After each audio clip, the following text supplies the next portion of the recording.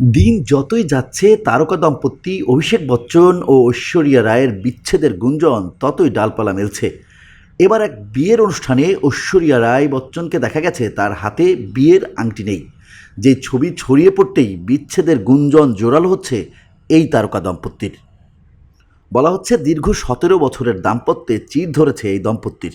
বিশেষ করে অনন্ত আম্বানি ও রাধিকা মার্চেন্টের বিয়ের আসরে তারকা দম্পতি একসঙ্গে প্রবেশ না করায় জল্পনা ঘনীভূত হয়।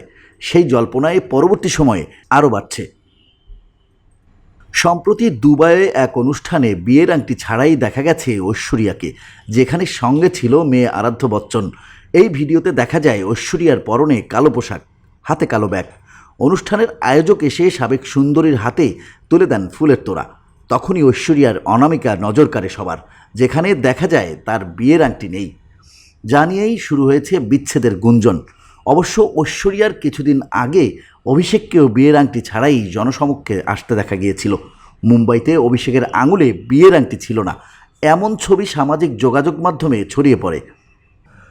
যদিও গুঞ্জন থাকলেও সম্প্রতি দুবাইয়ে ঐশ্বরিয়া ও মেয়ে আরাধ্যর সঙ্গে সময় কাটিয়ে এসেছেন অভিষেক, যেখানে অবশ্য দেখা গেছে স্ত্রী ও কন্যার থেকে কিছুটা দূরত্ব বজায় রেখে চলেছেন অভিষেক।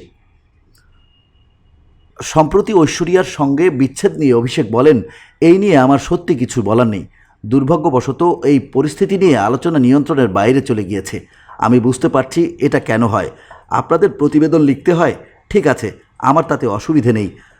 আমরা তারকাই তকমা থাকলে এই বিষয়গুলো থাকবেই।